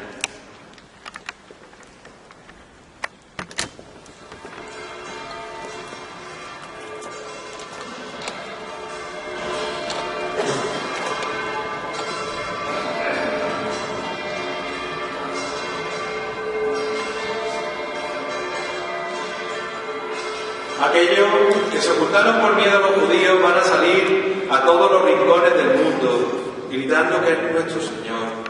El encuentro con Cristo resucitado hace nueva nuestra vida. Por eso salimos todos a nuestras calles a acompañar al Señor triunfante en su resurrección, al amparo de la agrupación de cofradías de nuestra ciudad. Y vamos todos de la mano señalando a Antequera que el drama vivido durante esta semana ha tenido un final feliz, un final lleno de vida. Pero la resurrección de Jesucristo es muy especial, no solo para sus discípulos o para nosotros, lo fue especialmente para quien más lo quería, para María, su madre, que de nuevo ve como Madre nuestra, ahora de la consolación y de la esperanza. Ella descubre aquella mañana del primer día de la semana que sí, que todos los dolores y preocupaciones que había guardado en su corazón, que todos los sufrimientos que le habían acompañado tenían sentido. Desde la muerte de su hijo había una pequeña esperanza en su corazón. La vida de su hijo no podía terminar así, no podía ser un fracaso tan grande. El amor de Dios había querido dar sentido a la vida de María y a la vida de su Hijo y Salvador. Este amor la invitaba a esperar contra toda esperanza. Por eso es ella a quien podemos buscar para darle sentido a los problemas que nos acompañan, a buscar la consolación para los sufrimientos de nuestra existencia. Esa consolación que es el primer paso para abrirse a la esperanza, porque en el fondo ese es el sentido de nuestra fe, la vida nueva en Cristo. Hagamos como María y seamos testigos de la buena noticia. Nuestra esperanza es que esta buena noticia alcance a todos. Ojalá que todos al contemplar a vuestros sagrados titulares en la calle durante las procesiones descubran el verdadero amor que de ellos brota. María, de la consolación y la esperanza, ruega por nosotros. Todo esto y mucho más es nuestra Semana Santa, como bien sabéis y experimentáis en primera persona todos vosotros.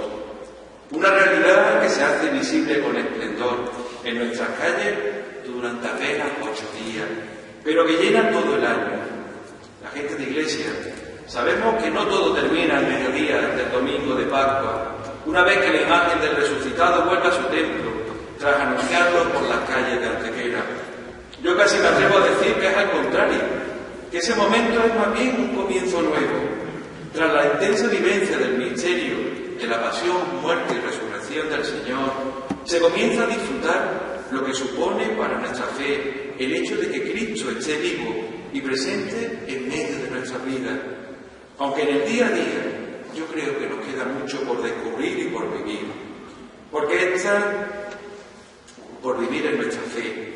Porque es mucho más que el rato de la procesión, el escuchar marchas cofrades o el visitar las iglesias contemplando cómo han vestido a las vírgenes en esa moda de cambiar las vestimentas de las imágenes con tanta frecuencia, quizás demasiada. Decimos que queremos conservar la idiosincrasia de nuestra Semana Santa y, sin embargo, nos dejamos llevar por modas que nada tienen que ver con nosotros ni con nuestra tradición.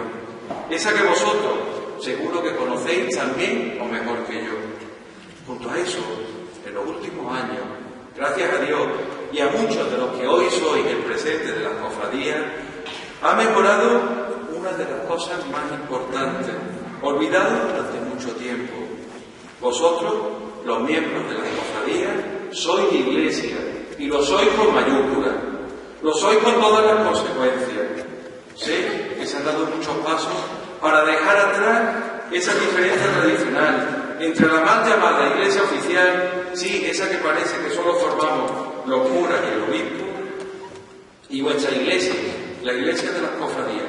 Hermanos, que Iglesia solo hay una, la de Jesucristo, y quien diga otra cosa no solo se equivoca, sino que comete un grave pecado contra la comunión, contra el deseo del Señor de que todos seamos uno. Está mal, lo diga quien lo diga, sea el hermano más veterano de la cofradía o el reverendo padre conciliario de la misma. Ese es uno de los grandes retos que tenemos, el conocernos, el compartir nuestra fe y desde ahí nuestra vida. Por favor, no perdamos el tiempo y comencemos a hacerlo. ¿Que cómo podemos concretarlo? Os ofrezco un ejemplo. Decían los primeros cristianos que sin la misa del domingo no podemos vivir. Y sin embargo, en el día a día de nuestro vivir cofrade, eso no está tan claro. Que no se trata, como decía antes, de cumplir con un mandamiento sin más, con una norma, esa que dice que hay que ir a misa todos los domingos. Es alimentar nuestra vida cristiana, conocer más y mejor al Señor y así enamorarnos de Él y hacerlo junto a nuestros hermanos en comunidad. Y no nos engañemos, cuando queréis podéis y os implicáis hasta el fondo con vuestras cofradías. Así hoy el cofrade de medalla, que solo participa en la procesión, es cada vez más un personaje de la historia. Vosotros lo habéis tomado en serio, habéis tomado esa responsabilidad para trabajar para que eso deje de ocurrir. Porque no podemos conformarnos con que nuestras cofradías se conviertan en un mero club social o en una peña de amigos. Por suerte, sois mucho más. Sois cristianos que vivís vuestra fe en la cofradía, con sus bellos modos y maneras.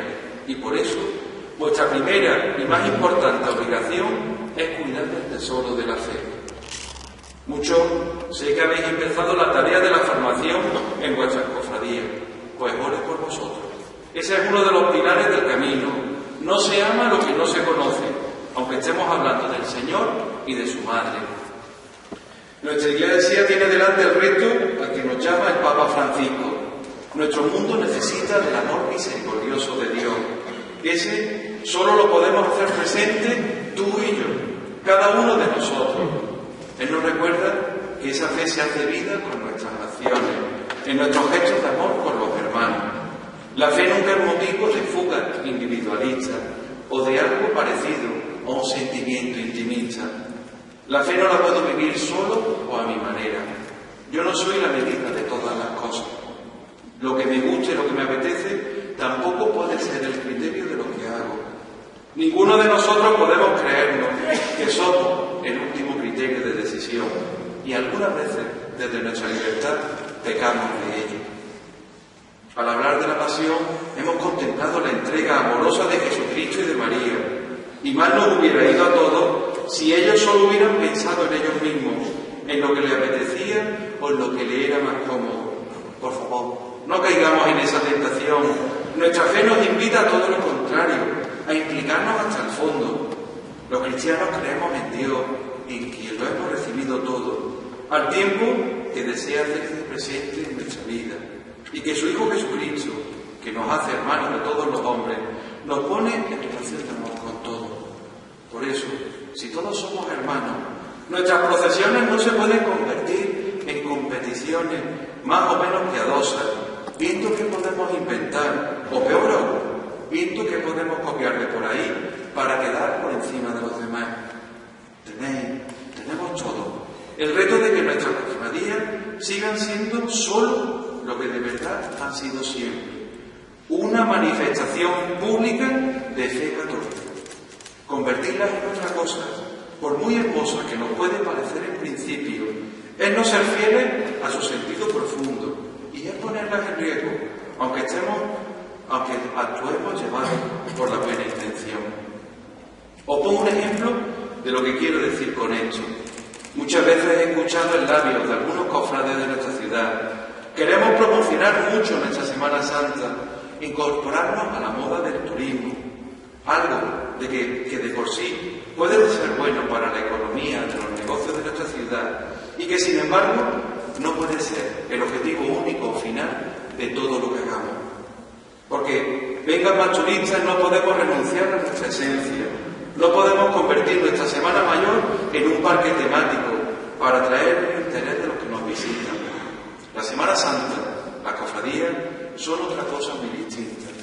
Soy un grupo de hombres y mujeres que creen en Cristo y en María su Madre, y que por esa fe, por ser cristianos, salís a la calle manifestándolo de manera pública.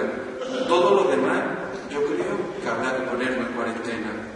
Sobre todo ahora que algunos andan muy ocupados en decir que la fe no tiene sentido, que es una rémora del pasado o una cuestión privada que no le importa a nadie.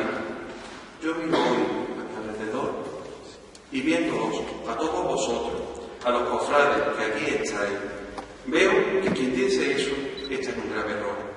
Por mucho ruido que hagan en los medios de comunicación, veis cómo nos siguen sobrando los motivos para profundizar en nuestra fe y desde ahí seguir saliendo a las calles a decirle a todos en quiénes creemos los cristianos, que la fe cristiana es algo importante para todos nosotros.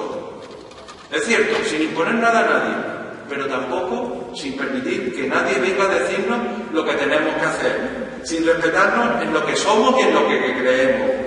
Ese respeto es la base de la convivencia democrática.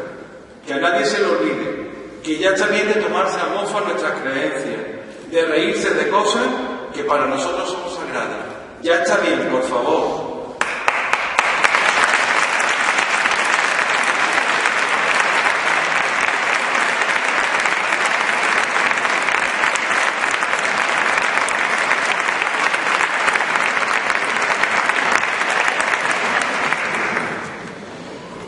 Hay una última llamada de atención que me vaya a permitir compartir con vosotros. Os decía antes que sigo bastante vuestras actividades a través de Internet, que es lo que nos toca a los que estamos fuera. Y me he encontrado en los últimos años con una sorprendente proliferación de las llamadas procesiones extraordinarias. En mi modesta opinión, si de verdad queréis darle valor a las mismas, si queréis que sea algo realmente extraordinario, no se puede tener imágenes todos los fines de semana en la calle. No podemos organizar una procesión ante cualquier pequeño aniversario o conmemoración. Luego, si desde la delegación de hermandades y cofradías se ponen normas y nos dicen que no se puede hacer, todos nos lamentamos o empezamos a decir aquello de que al cura o al obispo de turno no le gustan las cofradías, que no quieren un mundo cofrade. Por favor, que no haya que llegar a eso. Por las cofradías soy mucho más que eso, que la fe no solo se vive debajo del paraje.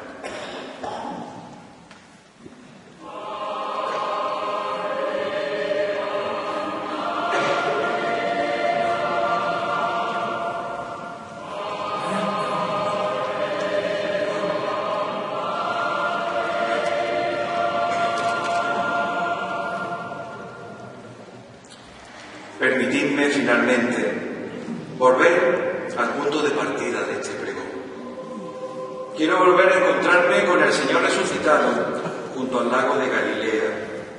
Atrás han quedado los nervios, las preocupaciones y las dificultades que me han acompañado durante la preparación y la lectura de este pregón, que créanme, no han sido pocas. Ahora, lo que necesita mi corazón es agradecerle al Señor todo lo que hace por mí. También por esta oportunidad de compartir con todos vosotros mis sentimientos y reflexiones.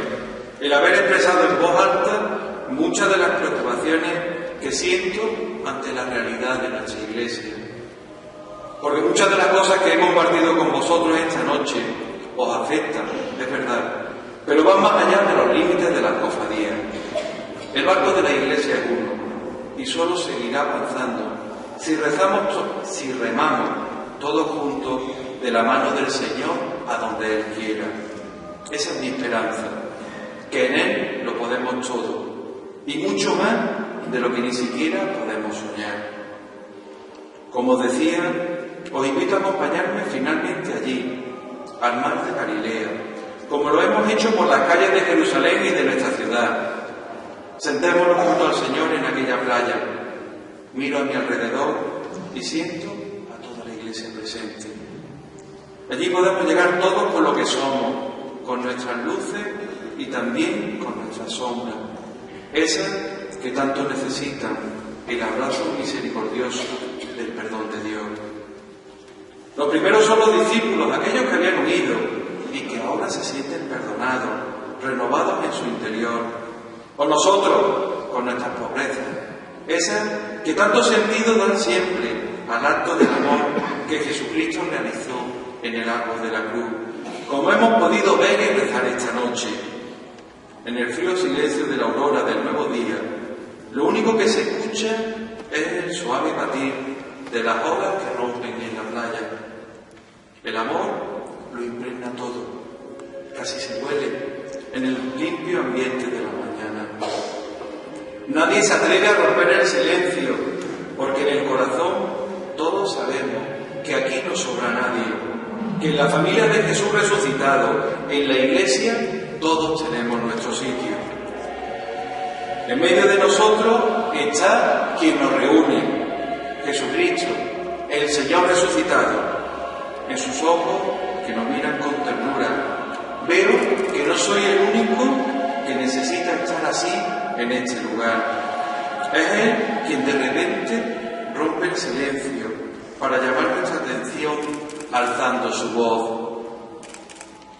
Hermanos, quiero aprovechar este ambiente casi de confidencia para compartir algo con vosotros. Después de la resurrección han cambiado mucho las cosas. También yo lo veo todo con más claridad y todos mis anhelos se han visto colmados. Que era verdad, que el amor y la vida es más fuerte que el dolor y la muerte. En la cruz, mientras la vida se me iba por las llagas, hubo momentos de mucho dolor y de mucha duda. Parecía que todo al final se derrumbaba. Pero no era así. En mi corazón sabía que mi Padre no dice hoy blanco y mañana negro. Eso me dio fuerza para seguir con el perdón en mis labios ante mis enemigos. para acogerme a Él de verdad hasta el último aliento de mi vida. Pero sé que no me queda mucho tiempo aquí.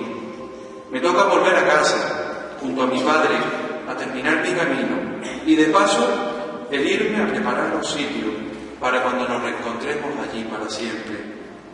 Pero no quiero irme sin abriros mi corazón de par en par. Sé que os queda mucho por hacer y ahora os toca hacerlo a todos vosotros. Vendrán dificultades, pero no quiero que a nadie se le olvide que yo estaré cada día con vosotros, que en mí podéis confiar para afrontarlo todo. Recordad que mi invitación es siempre aquella de venir a mí, todos los que estéis cansados y agobiados. Para hacerlo, lo primero que debéis hacer es continuar caminando juntos. Y eso es la Iglesia, el lugar donde los hermanos comparten su vida y donde yo puedo alimentarla. Que esto no se os olvide nunca. Si cada uno hace la guerra por su cuenta, no llegaremos a ningún sitio, no podremos avanzar. Nuestro mundo y muchos de nuestros hermanos necesitan que alguien les recuerde que Dios les ama. Hoy podéis ver mi llaga. En mi cuerpo siguen las señales de la pasión. Espero que todos vosotros sepáis mostrar estos testimonios de mi amor, que seáis mis testigos, que mi entrega haya tenido sentido. Que vuestra fe se muestre cada día en todo lo que hagáis, con vuestra familia, con vuestro trabajo y, cómo no, también en vuestra cofradía, en lo que se ve y sobre todo en lo que no se ve. Yo os quiero con locura y espero lo mejor de todos vosotros. Contad siempre conmigo y con la protección bondadosa de María, esa madre que compartimos, que siempre está pendiente de vosotros, que está pidiéndome por vosotros y por todas las necesidades de vuestra vida. Que la caridad y el perdón sea el fundamento de todo lo que hagáis.